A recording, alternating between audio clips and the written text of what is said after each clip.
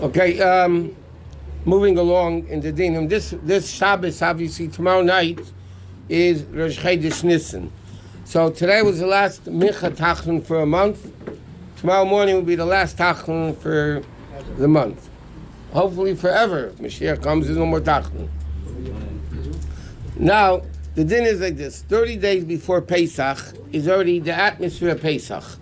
So it says even when you do things within 30 days of Pesach, especially 2 weeks, according to Rabbi Shimon Gamliel, it's 2 weeks, you try to be more careful if you chametz around, you try to make sure you're much more careful with the preparations for Pesach. Now it's an accepted minig, a very powerful minig in halacha, to give what's called moris chitim. Literally, moris chitim means money for wheat. Years ago, they used to collect money to buy wheat for people's matzahs and so on and so forth. And this was actually an obligation of tzedakah, which was a tax. In the Shtatlach, the Rabbanim, that were in charge of the spirituality of the city, they knew exactly how much each person made, and he would tax you according to your ability, how much you had to give moris chitim. So it's actually halacha moris chitim. And even today, there's a din in Shulchan Aruch. You have to make sure that people have money for Pesach. What is moris chitim? Literally, money for wheat. To buy wheat to make the matzah. They didn't have matzah bakeries like today.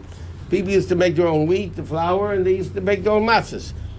So then the din was that they had to get money to buy wheat. Can you bake your own matzah, or you have to be a special person? You don't have to be a special person, but if you don't know what you're doing, you can have chametz. The laws of matzah are very, very complicated. Generally speaking, I don't know if you ever went to a matzah bakery. From the time the flour and water mix, you have 18 minutes until the last batch is in the oven. Because that's how long the Gemara says it takes to become chametz.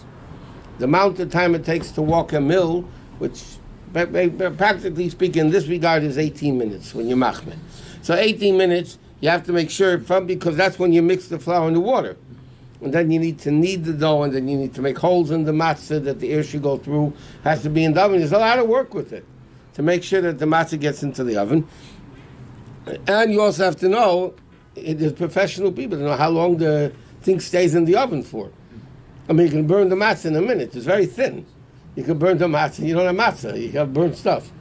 So, I mean, you have to know what you're doing. And the oven has to be kashered because it's mamish direct heat. Like we learned, you need libun. Gumwood, you need to make it red hot, and it has to be kosher. It has to be done the proper way. The Rebbe also came out with a campaign because the round shmura matzah is very, very important. Like we learned in the Chassidus, the makifim level, the surrounding level, the whole thing. So the Rebbe said everybody should make sure that their friends, relatives have at least shmura matzah for the seder. Handmade round shmura matzah they should have for the seder because it's very important. Okay, now, in the month of Nissan, we don't say Tachlon the whole month. Why don't we say Tachlon the whole month of Nissan? So it says in Shulchan Aruch like this. The first 12 days, they dedicated the Mishkan. Okay, so therefore they dedicated the Mishkan. Every day, another Nasi brought a carbon. So that was their Yom Tov. The day they brought a carbon was their Yom Tov. The 13th day is either for Levi, or the day after the 12 days of the Kabbalas. Yud Daled, for Erev Pesach, everybody bought a carbon Pesach. There was a Yom Tov for them. Then you have 8 days of Pesach. Then you have the day after Pesach, is called Isru Chag, which again you don't see Tachnun. So the majority of the month goes away without Tachnun. So therefore the Gemara says, Halachos says, the whole month is no Tachnun. The same thing we really would like to Tishrei, but Tishrei we don't say Tachnun from Erev Yom Kippur until the end of Tishrei.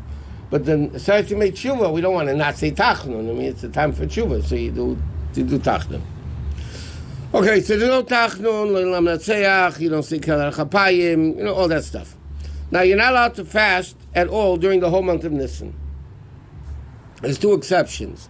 The firstborns at a Pesach, if they don't hear a siyum, if they don't hear the ending of a tractate, or a chassan and a kala who get married in the month of Nisan, they fast.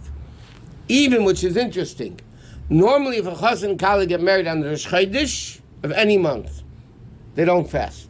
Because Rosh Chodesh is a very special day. Rosh Chodesh Nissan, it says in Shulchan Aruch, chassan and kala fasts. Even Rosh Chodesh Nissan. It's interesting. The whole month of Nissan, you're not allowed to fast. Rosh Chodesh, definitely you're not allowed to fast. But a chassan and kala fast. Why? Because on Rosh Chodesh Nissan, as we just read in Parsha Shmini, Nadav and Avihu died. Right? They brought this for in fire. Nadav and Avihu died. What day is it? The pasuk says it was. The obvious is it was Rosh Chodesh Nissan. So, Nadav and Avihu, Shnei b'nei Aaron. You ever hear of Aaron? A nice guy, very fine gentleman. My question is why God, first of all, they killed them, and then they told them you are not allowed to do this. You have to tell them before, then they will not do it. Good question. Good question. You'll ask it at the Seder. You make fifth question. Manishtana. You ask the fifth question. Okay, so why did it? Because Nadav and Avihu died, it says in Halacha that became tiny tzaddikim. Tzaddikim used to fast it. Today it's not done. But therefore, chassan kala fast Rosh Chodesh Nissan even then. After Rosh Chodesh Nissan, starting from Rosh Chodesh Nissan onward, we say the Nasi every day. Like it's in the city, with the Hirotzen in the back. There's an interesting thing, the Rabbi brings out in the Hayom Yom Rosh Chodesh Nissan. They're like the first day of Yehuda. Second day was Yisachar. So what do you say in the Hirotzen? That if I come from the Shevet Yehuda, it should be considered as if, all that. If I come from the Shevet Yisachar, it should be considered this as this. But if you're a Kohen or a Levi, you don't come from Yehuda, you don't come from Shimon, you come from Levi. So what do you mean? Should be Iman Yavdecha Meshevet? So the Rebbe writes in a Yom Yom Rosh Chodesh Nissan that the Rebbe Rashab told his brother-in-law, the Moshe Hohenstein, and he says, for it's related to Ibur. What does Ibur mean? Gestation, various different Gilgulim, various different things. So this time you might be a Levi, but the previous time maybe you're from Yehuda. And there's different levels of the neshama coming into the person. Okay, next. What's also very important is there's a bracha which applies to California more probably than in most places. There's a bracha you say on trees. When trees begin blossoming, fruit trees, when fruit trees begin blossoming, there's a special bracha you make. Was it the bracha Baruch Atah Hashem Elokeinu Melech Ha'olam Shelichisur B'Elam Klum, that God didn't make anything missing in the world. Ubara by Brias Tevis, Vilanas Tevis, and God created good creatures and beautiful trees. The Hanis B'Amadei Adam, that people should benefit from it. So the din is, when you see a fruit tree, not that the blossoms fell off, that's too late. That there's still blossoms on the tree, by the fruit, then you make a bracha, this bracha. It's preferable to do it if there's two trees. To have two trees that you make the bracha over.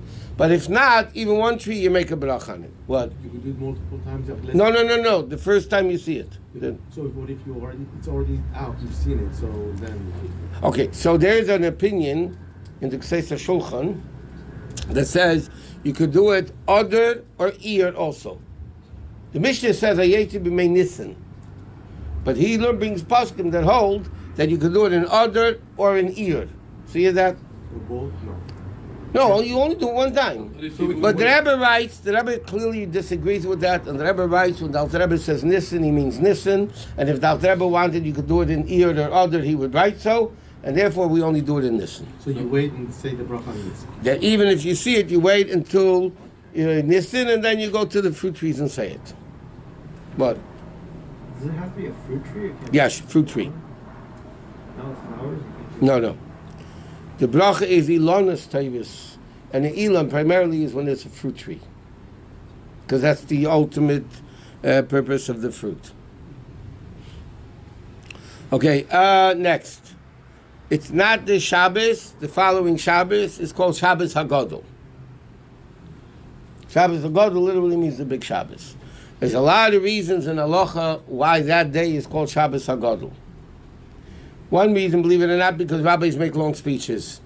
The Rebbe says that there's a reason, but not halacha, because the rabbis make long speeches. But the Rebbe says the reason is because a very big miracle happened on Shabbos HaGadol. What happened? On the 10th day of Nissan, which that year fell out on Shabbos, the Jews left Egypt, and the Yetzias Mitzrayim was Thursday. The original Pesach was Thursday. So the 10th of Nissan, Hashem said in Parshas Bay, but also l'chedesh hazeh, on the 10th day of this month, you should take the lamb, tie it to your bed, get ready for the Korban Pesach. What day of the year was that? Shabbos. They weren't given the mitzvah Shabbos yet. So on Shabbos, they took the animal, tied it to the bed. The Egyptians came and said to them, "What are you guys doing?" So the Jews answered that in 4 days from now, Hashem is going to kill all the firstborn Egyptians, and we're all going to go out of Mitzrayim. And this is already after 9 Makis, after 9 plagues, so they saw that they mean business.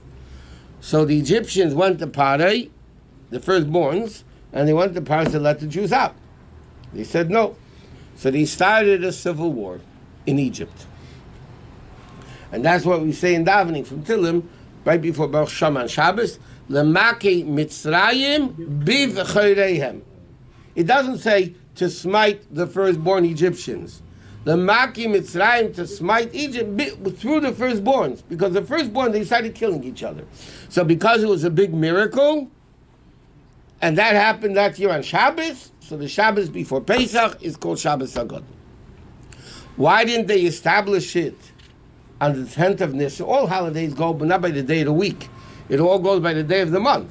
So why is Shabbos HaGadol the Shabbos before? Why don't we make it Yud Nissan? It's called Yom Gadol or whatever. So the Rebbe says, because 40 years later, on the 10th of Nissan, Miriam died. Moshe Rabbeinu's sister Miriam died, Yud Nissan. Aaron died, Rosh Chodesh Av. Moshe Rabbeinu died, Zayin Adar. But Miriam died as Yud Nissan, so the Chacham didn't want to establish a big miracle on the day of Miriam's death. So they made it, you know what? We're going to do it the Shabbos before. Shabbos before is called Shabbos HaGadol. Now, many people have a custom, I think everybody but Chabad, that you read a special Haftarah on Shabbos HaGadol. Chabad doesn't, unless if Shabbos is Erev Pesach. This doesn't happen too often. When Shabbos is Erev Pesach, then we read Va'ariva, the special Haftarah for Shabbos HaGadol. Otherwise, we read the regular Shabbos Haftarah of that parsha of the week. The Sfaradim doesn't do it. Sfaradim don't do what? They read the Haftarah Be'arva, Shabbat HaGadol. So? But Ashkenaz no. No, Ashkenaz do, except Chabad. Except Chabad. Chabad is the closest religion to Judaism. Now, just one more last thing before we go to Ma'ariv. Shabbos, Rosh Chodesh, there's 3 Sefer Torahs. One for Parshas Tazria, one for Rosh Chodesh, because it's Rosh Chodesh, and one for Parshas HaChodesh. So what do? You only can have 7 aliyahs. So it's interesting. In the first Sefer Torah, you read from Shishi, you don't make a Shvi. From Shishi, you read to the end of the Parsha. So you have 6 aliyahs in Tazria. Then, you take out the second Sefer Torah, and you read, like you do on Shabbos Rosh Chodesh, for Rosh Chodesh. Then for the third Sefer Torah, then you read Parshas HaChodesh, and the Haftarah is the Haftarah Parshas HaChodesh with the first and last pasuk of Shabbos Rosh Chodesh. So you don't have 2 mafkes? No, there's one mafkeh.